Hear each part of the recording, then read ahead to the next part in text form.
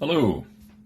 Hope you're having a good day today. It is Jayhawk out here in Banks, Oregon. My wife Lori and I have been Young Living customers slash members slash brand partners slash whatever else you want to call it since 2015.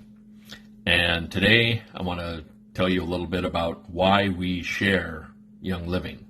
What is it that drives us to want to tell other people about Young Living? And, with a lot of things, people share.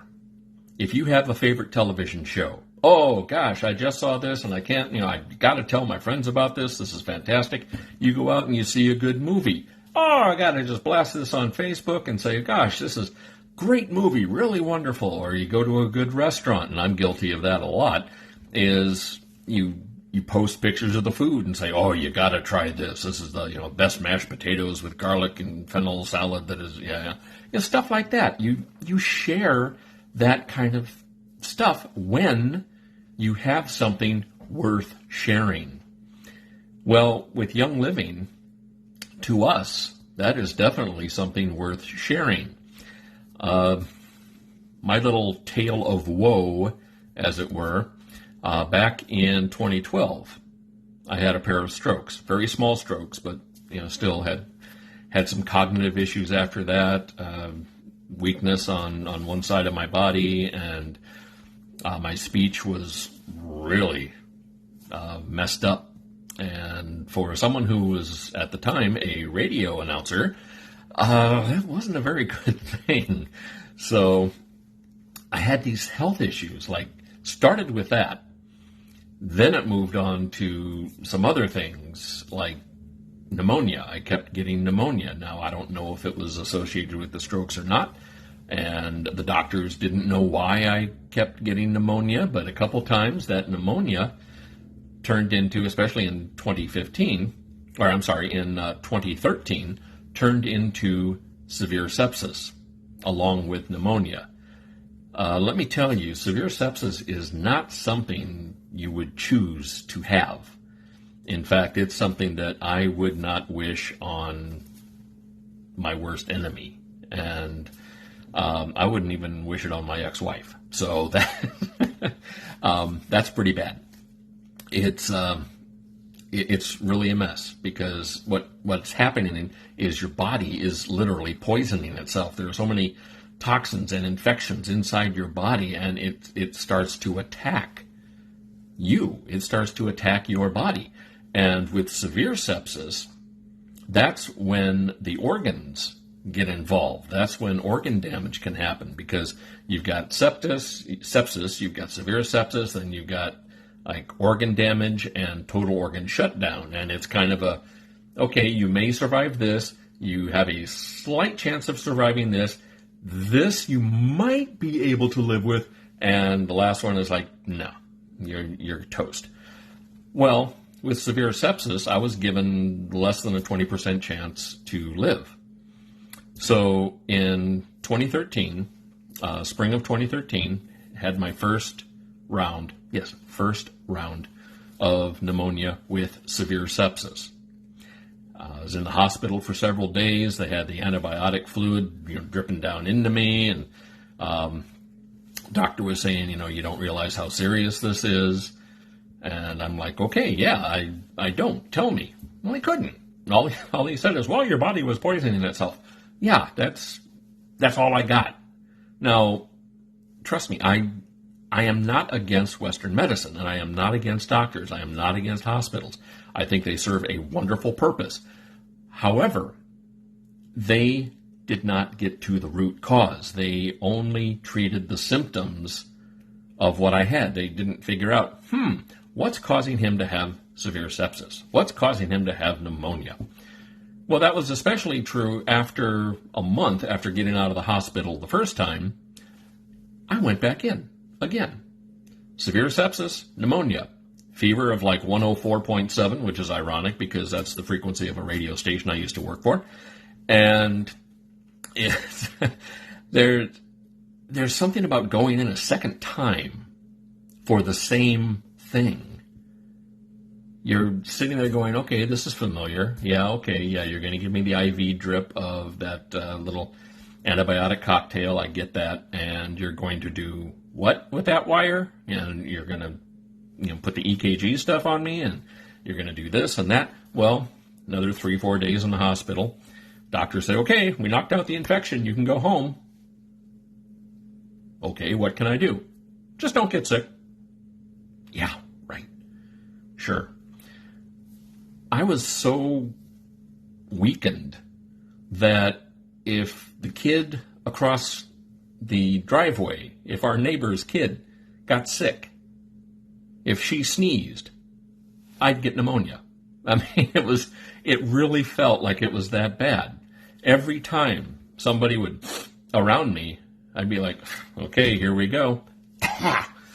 And I'd have to go into the ER. It was ridiculous. I was on a first name basis with a lot of the techs in the MRI department and the emergency room. It was just scary. It was really, really scary. And I missed out on a lot of family things.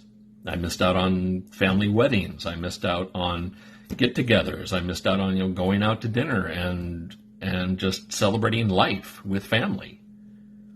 It was almost to the point where I'm sure my wife's family didn't even know I existed or thought I hated them, which I don't. I think they're wonderful people. And it killed me every time. Maybe that's not the right word to use, but it hurt so much every time that no, I can't make the 3-hour drive, or no, I really can't. I can't get sick. And it was just one thing after another. Well, each time I got out of the hospital, those first 2 times, Lori's cousin, Vicki Taylor, you know Vicki, you love Vicki, right? Right. She made the offer. Hey, if you want to listen, I've got these really fantastic oils that you might like to try. I don't think so. No. The first time was like, okay, thanks, Vicki, but really? No. And then after we, ceased the communication there, my wife and I kind of looked at each other. I was like, I thought Vicki had more common sense than that. Yeah, it's amazing what you think when you don't know, right? Or when you think you know everything. Well, the second time it happened, I'm out of the hospital. I've been out for a few days. Another note from Vicki. Hey, glad you're feeling better? Would you consider? No. We don't want the hippie oils. No, doctors say they got it. Everything's fine. No hippie oils for this kid. Well, then things just, I kept getting sick. I kept coming down with pneumonia. I kept getting infections. I kept having all kinds of issues, and I could not stay well. My job was in jeopardy because I couldn't stay healthy enough to be there as long as I needed to be for a work day. Well, what happened was the company shortened my day. Oh yeah, okay, we'll take care of you. Right, their idea of taking care of me was to take my 8-hour work day and turn it into 4, and then 3. And it just got really bad. Then the final straw was 2015. April 1st, ironically, 2015. I was at the radio station. I was doing my job. Next thing you know, I just get this flush feeling all over, and it's like, oh, here it goes again. I knew what the feeling was. Fever spiked. It got clammy. Everything was just like, I can't even walk. I was getting woozy. I knew that I was developing sepsis again. By the time I got to the hospital, it was severe sepsis once again. And this time I was in the ICU. And it was really frightening. It was really scary. My sons, who were teens at the time, came in to the hospital. And they looked at me, and it was almost like, how you doing, Dad? I was like, well, fine, I guess. This is from a guy who had like 2 IVs stuck in him, EKGs all over, and I had a line in my neck that went down to my heart to shock it. just in case it stopped. Things were that bad that time. Lori was in the room with me the whole time and was, to her credit, she was a rock. She was a rock. She didn't crumble. She was strong. She was telling the boys, hey, your dad's been through this before. He'll be fine. And inside she's like, should I pick out a black dress? We don't have a plot yet, so do we need to get that? It's all these things that are going through your mind, her mind, not just mine, but her mind, when this is going on. My sons are thinking this might be the last time they see me, and I'm thinking the same thing. This might be the last time I see my sons. I dearly wanted to see them grow up, and I thought I wasn't going to get that chance. Well, lo and behold, they knocked the infection out, took the line out of my neck. Boy, that was fun, I tell you. Actually, it was on this side. But they took it out of my neck, and then they got everything taken off. Okay, you can go home now. Really? Okay. And the doctor just said, and I know I've said this before, but the doctor said, you're playing Russian roulette with this. One of these times, this sepsis will kill you. But then when it's like, what do I do for it? I asked the doctor point blank, what do I do? Well, just stay healthy. Right. That's what they told me the first time, and that didn't work. We were at the end of our rope. So that's when Lori and I looked at each other, and Lori, to her credit, said, maybe it's time that we talk to Vicki about those weird hippie oils. Maybe there's something to that, because we've tried everything else. Nothing works. So, okay, fine, let's try this. Well, we tried it. Bottle of Thieves, some Ningxia Red. We figured out what the problem was. Or at least someone finally told me what the problem was. Now, I'm not saying the doctors intentionally withheld information from me, but they didn't give me any answers. That much I can tell you.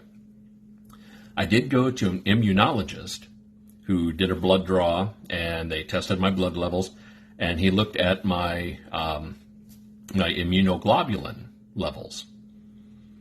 Now, they were low. They were very, very low. But he said compared to the levels of when I was in the hospital, especially the last time, when I was in the hospital that last time, my immunoglobulin levels were below pretty much a corpse. They were so low that they did barely registered. And it's supposed to go on like a range from like 4 to 75, or I don't know the exact numbers. I've got it on a file because I kept it in a file.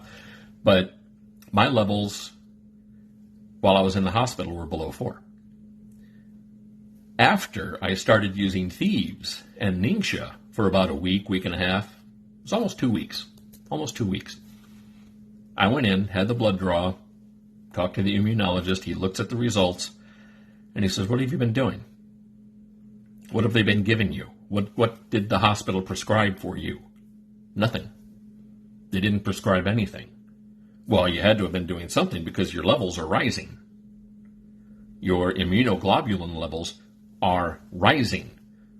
Yeah, they're at 7, but that's a lot better than 3, which is below the 4 kind of range.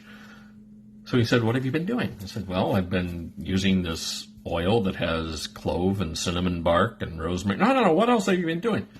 Well, I've been drinking this beverage, this supplement beverage that has wolfberries and lime, or wolfberries and lemon and orange and No, what have you been doing? That's all I was doing.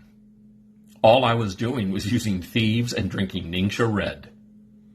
And that immunologist, who probably should have retired maybe 5 years before I even saw him, I mean, nice guy, but very old school. But he looked at that, he looked at the results, he looked at me and saying, all you've been doing is using this and this. Yeah. No prescriptions. No. No antibiotics. No. Nothing. I'm not even taking aspirin. And he just shook his head and said, okay, whatever works. So that convinced us. That convinced us that Young Living works. Young Living products, Thieves, Ningxia Red, they work. And we couldn't just sit by and not say anything to our friends and family. Then we started using some other oils. We got the starter kit. At the time, it came with the home diffuser. So we got that one, and we got the 10 oils that came with it, plus Stress Away. And I fell in love with Stress Away. Lori fell in love with Peppermint, and we love Pan Away, and we love all the oils we started to use and love. And we got a desk reference guide. We figured out what to use the oils for, how to use them, things like that. We started using. We started sharing. We started telling people, hey, you may not believe me, you may think we're nuts, but this stuff really works. How can you not share that? How can you not share your story, your success story with essential oils, with Ningxia Red, with supplements, with whatever Young Living product has worked for you? How can you not share that with somebody? We didn't intentionally go out to build a business. And truth be told, we're not really building a business. We're building relationships. I don't consider the people who enrolled with us and people who enrolled with our enrollees and stuff, on downline, okay? I don't consider them to be customers or team members. They're friends. They're friends, they're family, they're people who have decided to jump in and do this oily thing along with us. And to me, that's the greatest feeling I could ever have. I don't care what rank we hit, star, senior star, executive, silver, gold. That doesn't determine what kind of person you are. I've known some Royal Crown Diamonds who act like petulant children. I've known some customers who aren't even trying to sell and they're just buying their own stuff. I've known them to be the most in-depth researchers. They're looking into the constituents of the oils. They're the most curious. So rank won't define you, but that shouldn't stop you from sharing. If you think, well, I don't want to build a business. You don't have to. You don't have to. We get a check each month. Yeah. But we look at that and realize that this is because we shared and we helped people. And they shared and helped people. And more than any dollar amount that goes in the bank account, it gets you right here. It really does. Because I don't want anybody, any of my family or friends, well, and again, anybody, I don't want anyone to have to go through what Lori and I went through while I was going through my season of unwellness. There is no way I would wish that on anybody. That's why I share. That's why Lori shares. That's why when we go out somewhere, it's like, okay, let's thieves up. Then we put thieves on. If someone says, I smell cinnamon. Yeah, thieves. If we go to the grocery store and I've got Northern Lights Black Spruce on, a little bit here and here because I like it. So, that's nice. Northern Lights Black Spruce. It's easy to share. If you care, you share. Sharing is caring, as they say. You don't have to build the business. Sometimes that happens accidentally. And then you think to yourself, wow, why didn't I share sooner? But that doesn't have to be the case. If you just want to tell your friends, hey, gosh, look what I found. Tell them. You tell them about your favorite restaurant. You tell them about your favorite movie. You tell them about your favorite music album that just came out or something like that. How about you tell them about this wonderful oil that smells fantastic in a diffuser? Or this wonderful oil that boosts the immune system this wonderful supplement beverage that boosts every system of your body. That's what we're doing. We're telling people about thieves. We're telling people about Ningxia Red. That's how we started. Now we tell them about Dreamcatcher. We tell them about Chivalry. We tell them about the Inner Beauty Collagen. We tell them about the Einkorn Crunch. We tell them about all the Young Living stuff. Sometimes they listen, sometimes they don't. But we still share. Because that's how we roll. And I'd be remiss if I didn't say thank you again to Vicki Taylor. We truly believe that your intervention and your patience and caring in sharing that bottle of thieves, which I still have, it's empty, the label is wearing off, it's been empty for years, but that is up on my desk in my office. And that's a constant reminder. Every time I'm up there and I look, it's like, what could have been? Had Vicki have not stepped out of her comfort zone and sent Lori and I that bottle of thieves and some Ningxia Red packets, I'd hate to think what would be the case right now. I think Lori would be a widow, honestly. But we try to focus on the positive more than the negative. We had our tale of woe. Since then, it has been a tale of wow. We went from woe to wow. That's pretty good. I hope you have a story of your own that is a success story with Young Living. If you have, hey, mention it. Put it down in the comments. If you've got a favorite product that you think has changed the way you felt about essential oils, if you were a non-believer or if you didn't believe that essential oils could really do that, post down in the comment and let us know which oil / product / supplement changed your opinion. I'm curious. I'd like to find out. So until we talk again next time, hope you have a wonderful rest of the day. Enjoy what's left of October. Man, this month has flown by. And we'll talk to you again soon. Till next time, take care. God bless.